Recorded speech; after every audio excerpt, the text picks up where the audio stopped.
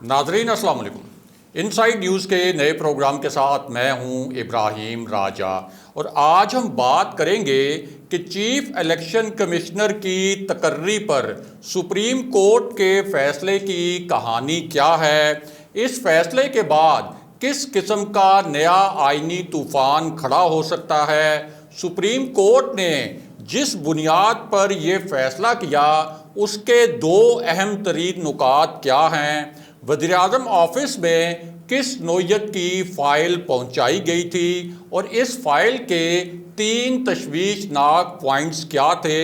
ان points کی بنیاد پر وزیراعظم عمران خان نے کس قسم کے فیصلے کیے ہیں، مریم نواز، بلاول بھٹو اور شہباز شریف اب اس پورے ایشو پر کیا پلان کر رہے ہیں، اور ایک ویڈیو جو اس وقت سوشل میڈیا پر وائرل ہے، اس ویڈیو کے پیچھے اصل قصہ کیا ہے اور اس ویڈیو کے کردار کون ہیں۔ ہمارے جن دوستوں نے اب تک ہمارے چینل کو سبسکرائب نہیں کیا ان سے ہم کہیں گے کہ ہمارے چینل کو سبسکرائب کر لیں تاکہ انہیں اہم معلومات بر وقت ملتی رہیں۔ اب واپس آتے ہیں آج کے موضوع پر، یعنی چیف الیکشن کمشنر کے حوالے سے سپریم کورٹ سے کیا بڑی اپڈیٹ آئی ہے اور اب کس طرح کا ایک نیا سیاسی اور آئینی طوفان آ سکتا ہے۔ سب سے پہلے آپ کو ایک بڑی بریکنگ نیوز سے آگاہ کرتے ہیں، کیونکہ اس تازہ ترین خبر میں کچھ نئے انکشافات سامنے لائے گئے ہیں۔ یہ کچھ ایسے انکشافات ہیں جو اس سے پہلے منظر عام پر نہیں آئے تھے، لیکن اس حوالے سے بہت خطرناک قسم کی ہیڈ لائنز بھی بنی، اور ان ہیڈ لائنز کے بعد ان حقائق کو منظر عام پر لانا بہت ضروری ہو گیا تھا۔ اور یہ جو بریکنگ نیوز ہے یہ ایک ویڈیو کے متعلق ہے جو اس وقت سوشل میڈیا ایپس یعنی فیس بک، ٹویٹر اور انسٹاگرام پر وائرل ہے، اور اس ویڈیو کو 3 کروڑ سے زائد مرتبہ اب تک دیکھا جا چکا ہے۔ اسی ویڈیو کو 7 لاکھ سے زائد مرتبہ شیئر کیا گیا ہے، اور اس ویڈیو پر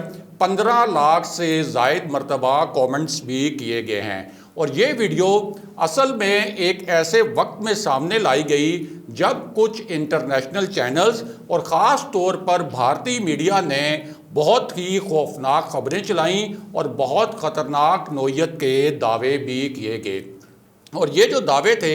یہ طالبان کی جو سب سے بااثر شخصیت ہے اس کے متعلق کیے گئے، اور بھارتی میڈیا پورا دن اس حوالے سے خبریں چلاتا رہا، اور یہ تمام دعوے طالبان کی ایک ایسی شخصیت کے متعلق تھے جن کا طالبان کی جو حالیہ فتح ہے، یعنی جس طرح سے انہوں نے افغانستان سے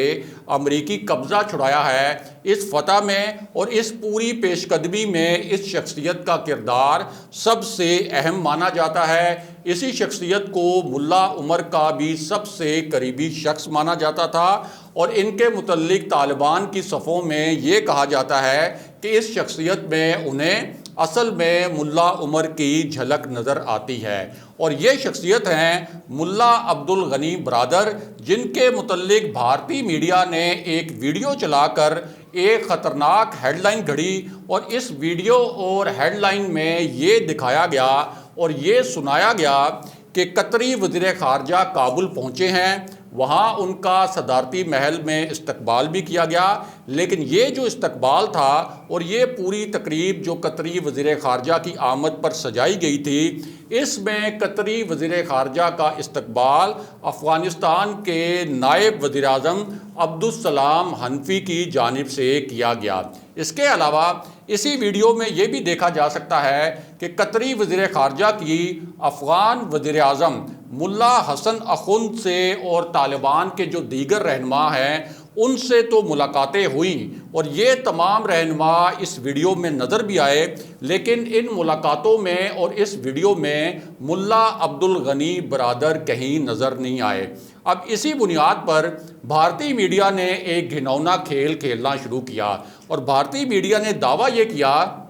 کہ کچھ انٹیلیجنس ذرائع سے انہیں یہ خبریں ملی ہیں کہ طالبان کے دھڑوں میں آپس میں لڑائی ہوئی ہے، اور یہ جو آپس کی جھڑپیں ہوئی ہیں اس میں ایک گروہ نے ملا عبد الغنی برادر پر قاتلانہ حملہ کر کے ان کو جاں بحق کر دیا ہے۔ اسی لیے جب قطر کے وزیر خارجہ کابل پہنچے تو ملا عبد الغنی برادر کسی بھی ویڈیو میں کسی بھی ملاقات میں نظر نہیں آئے، لیکن اس معاملے میں پھر ایک نیا موڑ آ گیا، اور وہ موڑ یہ تھا کہ بھارتی میڈیا نے اتنے تواتر سے یہ خبریں چلائیں اور اس کے اوپر اتنی زہریلی ہیڈ لائنز مسلسل چلائیں کہ طالبان کو چاروں ناچار ایک ویڈیو جاری کرنی پڑی، اور اس کے ساتھ ساتھ طالبان نے ایک آڈیو بھی جاری کی، اور اس ویڈیو میں اور اس آڈیو میں اصل میں یہ دکھایا گیا کہ ملا عبد الغنی برادر مخاطب ہیں طالبان رہنماؤں سے اور طالبان تنظیم کے جو کارکن ہیں ان سے، اور انہوں نے کہا کہ ان کے قتل کے حوالے سے جو خبریں چلائی جا رہی ہیں وہ مکمل طور پر بے بنیاد ہیں، وہ اس وقت افغانستان میں ہی ہیں، اس وقت وہ کابل میں نہیں بلکہ قندھار میں موجود ہیں، اور وہاں کچھ تنظیمی امور ایسے ہیں جن کو وہ نمٹا رہے ہیں۔ اور بعد میں پہلے تو ایک آڈیو آئی تھی لیکن بھارتی میڈیا نے اس آڈیو کو بھی فیک قرار دیا، لیکن بعد میں طالبان کو کچھ ویڈیوز جاری کرنی پڑی ملا عبد الغنی برادر کے متعلق، اور جب یہ ویڈیوز جاری کی گئیں تو پھر بھارت کی جانب اشارہ کرتے ہوئے ملا عبد الغنی برادر نے یہ کہا کہ ان کے قتل کی خبریں اصل میں دشمنوں کی جانب سے چلائی جا رہی ہیں، اور سب جانتے ہیں کہ یہ خبریں بھارتی میڈیا چلا رہا تھا۔ بہرحال اب واپس آتے ہیں اس ایشو پر کہ چیف الیکشن کمشنر کے حوالے سے سپریم کورٹ میں کیا بڑی پیش رفت ہوئی ہے۔ پہلے تو آپ کو یہ بتائیں کہ چیف الیکشن کمشنر سکندر سلطان راجہ میاں نواز شریف کے سابق پرنسپل سیکرٹری سعید مہدی کے داماد ہیں، اور سعید مہدی 1997 سے 1999 تک جب میاں نواز شریف پرائم منسٹر تھے، جب وہ وزیر اعظم تھے، تو اس وقت ان 2 برسوں میں وہ میاں نواز شریف کے پرنسپل سیکرٹری رہے اور میاں نواز شریف کے بہت ہی قریبی اور بااعتماد ساتھی سمجھے جاتے تھے۔ میاں نواز شریف جب پہلی مرتبہ وزیر اعلیٰ پنجاب بنے تھے تو اس وقت بھی سعید مہدی چیف سیکرٹری پنجاب تھے، اور اس سے بھی اندازہ لگایا جا سکتا ہے کہ سعید مہدی میاں نواز شریف کے ساتھ کتنا ان کا پرانا تعلق تھا اور میاں نواز شریف کے وہ کتنے پرانے ساتھی ہیں۔ اس کے علاوہ سکندر سلطان راجہ جو ہیں یہ میاں نواز شریف کے جو سابق پرنسپل سیکرٹری ہیں اور میاں نواز شریف کے انتہائی قریبی ساتھی جو مانے جاتے ہیں فواد حسن فواد، ان کے بھی قریبی دوست ہیں اور ان کے بیچ میٹ بھی رہ چکے ہیں، اور کسی بھی چیف الیکشن کمشنر کی جو تقرری ہوتی ہے وہ وزیر اعظم اور اپوزیشن لیڈر کی مشاورت سے ہوتی ہے، اور چیف الیکشن کمشنر کی جو تقرری ہے اور جو ان کی تعیناتی کی کل مدت ہے وہ 5 سال ہوتی ہے۔ اب چیف الیکشن کمشنر سکندر سلطان راجہ کی تقرری کے حوالے سے سپریم کورٹ سے ایک بہت ہی اہم پیش رفت ہوئی ہے، اور کوئی بھی پہلے توقع نہیں کر رہا تھا کہ عدالت سے، پاکستان کی جو سب سے بڑی عدالت ہے وہاں سے اس قسم کی اچانک ایک پیش رفت ہو سکتی ہے، اور یہ پیش رفت ایک ایسے وقت میں ہوئی جب چیف الیکشن کمشنر اور الیکشن کمیشن کے جو دیگر ارکان ہیں انہوں نے حکومت کی جانب سے جو ایک کوشش کی گئی تھی کچھ مثبت انتخابی اصلاحات کی، ان اصلاحات کو روکنے کی کوشش کی، اور ایسا محسوس ہوا کہ الیکشن کمیشن اور چیف الیکشن کمشنر ایک سیاسی پارٹی بن گئے ہیں اور ان کا تعلق اپوزیشن سے ہے، اور کم و بیش انہوں نے اسی قسم کا موقف اپنا لیا جس قسم کا موقف مسلم لیگ نون کا تھا اور پیپلز پارٹی کا تھا۔ اور چیف الیکشن کمشنر کے متعلق فواد چودھری نے تو یہ دعویٰ بھی کیا کہ وہ اب بھی میاں نواز شریف سے رابطے میں ہیں اور چیف الیکشن کمشنر سے استعفیٰ بھی مانگا گیا تھا۔ یہاں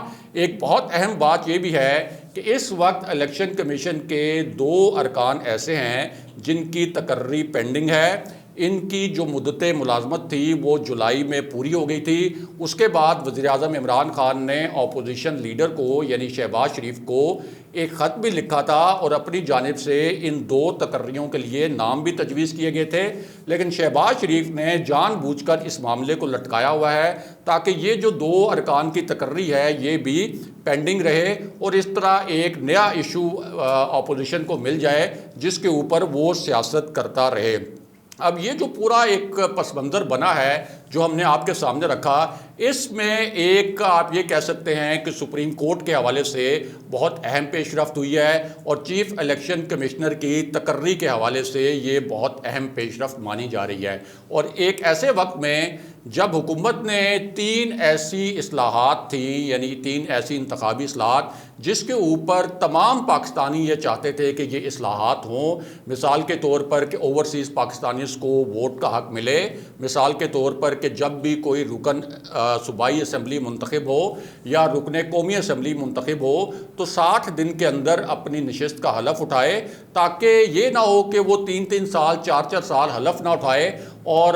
وہ عوام جنہوں نے اپنے حلقے کا نمائندہ بنا کر کسی کو قومی اسمبلی میں یا صوبائی اسمبلی میں بھیجا ہے تو وہ وہاں جا کر ان کی نمائندگی بھی نہ کرے اور ان کے حلقے میں کوئی ترقیاتی کام بھی نہ ہو۔ اور تیسرا جو بہت اہم نقطہ تھا وہ یہ تھا کہ سینٹ کا الیکشن اوپن بیلٹ کے ذریعے ہو، تاکہ یہ جو سینٹ کے اندر اربوں روپے کی خرید و فروخت ہوتی ہے اس منڈی کو کسی طریقے سے بند کیا جا سکے۔ اس کے اوپر بہت سے ایویڈنسز ہمارے سامنے ہیں کہ کس طرح سے سینٹ کے انتخابات میں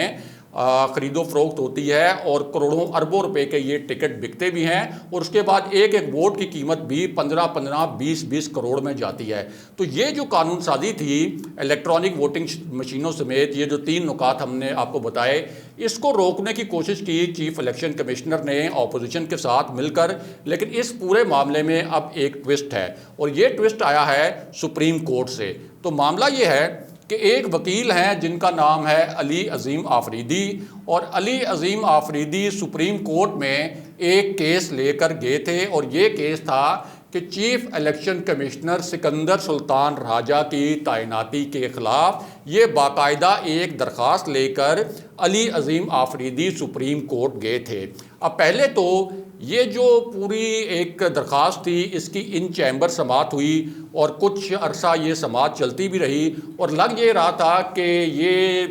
جو درخواست ہے یہ شاید ان چیمبر سماعت کے بعد ہی اس کے اوپر کوئی ایسا فیصلہ آ جائے گا کہ شاید یہ کوئی قابل سماعت نہیں ہے۔ لیکن بعد میں ایک بہت بڑی جو پیش رفت ہوئی وہ پیش رفت یہ ہوئی کہ اس درخواست پر جو رجسٹرار کے اعتراضات تھے وہ سپریم کورٹ نے ختم کر دیے، اور اس کا ایک باقاعدہ حکم نامہ جاری کیا گیا کہ رجسٹرار کے آفس نے اس درخواست پر جو اعتراضات لگائے گئے تھے وہ سپریم کورٹ کے حکم نامے کے تحت ختم کر دیے گئے۔ اور اس میں بہت اہم بات یہ ہے کہ پھر یہ حکم دیا گیا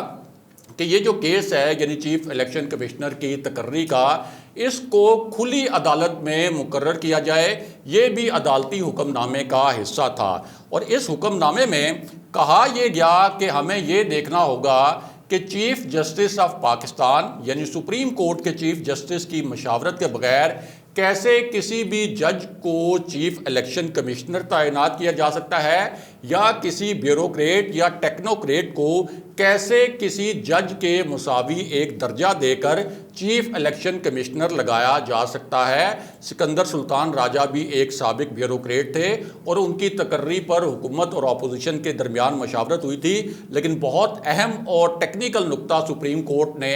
یہ اٹھایا کہ ہم یہ دیکھیں گے کہ کس طریقے سے ایک تو سپریم کورٹ کے کسی جج کو یعنی کسی سابق جج کو چیف الیکشن کمشنر لگایا جا سکتا ہے، اور ساتھ ہی یہ بھی دیکھیں گے کہ کسی بیوروکریٹ یا ٹیکنوکریٹ کو کس طرح سے آپ یہ کنسیڈر کر سکتے ہیں کہ اس کو آپ ایک جج کے برابر کنسیڈر کر کے چیف الیکشن کمشنر لگا دیں۔ اس کے بعد دوسری اہم ترین پیش رفت یہ ہوئی ہے کہ اس کیس پر سپریم کورٹ کا ایک 3 رکنی بینچ بھی تشکیل دے دیا گیا ہے، اور یہ خبر باقاعدہ ایک تصدیق کی صورت میں سپریم کورٹ کی جو کاز لسٹ ہے اس کے اندر یہ کیس مینشن کیا گیا ہے، اور یہ بتایا گیا ہے کہ 3 رکنی سپریم کورٹ کے اعلیٰ ججوں کا ایک بینچ جو ہے وہ تشکیل دے دیا گیا ہے۔ اس بینچ کی سربراہی کریں گے جسٹس عمر عطا بندیال، یعنی یہ جو کیس پہلے ان چیمبر سنا جا رہا تھا اب یہ کھلی عدالت میں سنا جائے گا۔ جسٹس عمر عطا بندیال اس 3 رکنی بینچ کے سربراہ ہوں گے، اور جسٹس منصور علی اور جسٹس محمد علی بھی اس بینچ کا حصہ ہیں۔ جو چیف الیکشن کمشنر سکندر سلطان راجہ کی تقرری کے خلاف درخواست کی باقاعدہ سماعت کریں گے، اور یہ سماعت اب شروع ہونے والی ہے۔ اور اب ساری نظریں جو حکومت کی ہیں، جس نے پہلے چیف الیکشن کمشنر سے استعفیٰ بھی مانگا تھا اور یہ بھی کہا تھا کہ چیف الیکشن کمشنر کے اپوزیشن کے ساتھ اور میاں نواز شریف کے ساتھ رابطے ہیں، اور یہ بھی الزام لگایا تھا کہ اگر الیکشن کمیشن کو سیاست کرنی ہے تو چیف الیکشن کمیشن کا یہ جو عہدہ ہے اس کو چھوڑیں اور اپنی کوئی سیاسی پارٹی بنا لیں۔ تو اس پوری صورتحال میں اب حکومت کی جو نظریں ہیں وہ سپریم کورٹ پر ہیں، کیونکہ ادروائز چیف الیکشن کمشنر کو یا الیکشن کمیشن کے ارکان کو ہٹانے کا ایک ہی طریقہ ہے، اور وہ طریقہ ہے کہ حکومت ایک ریفرنس لے کر جائے سپریم جوڈیشل کونسل میں، اور وہاں پر وہ چیف الیکشن کمشنر کے یا الیکشن کمیشن کے ارکان کا جو کنڈکٹ ہے اس کے اوپر سوال اٹھائے، اور یہ ثابت کرے کہ چیف الیکشن کمشنر اور الیکشن کمیشن کے ارکان کا جو کنڈکٹ ہے اصل میں یہ بدنیتی پر مبنی ہے۔ تو ایک تو وہ آپشن ہے جس میں حکومت کو ریفرنس لے کر جانا پڑے گا، اس معاملے پر مشاورت بھی ہوئی تھی، اور دوسرا جو حکومت کے لیے ایک امید کی کرن بنی ہے وہ یہ عدالتی حکم نامہ ہے جس کے تحت یہ کیس جو ہے اب باقاعدہ فکس کیا گیا ہے۔ اگلے پروگرام تک کے لیے خدا حافظ۔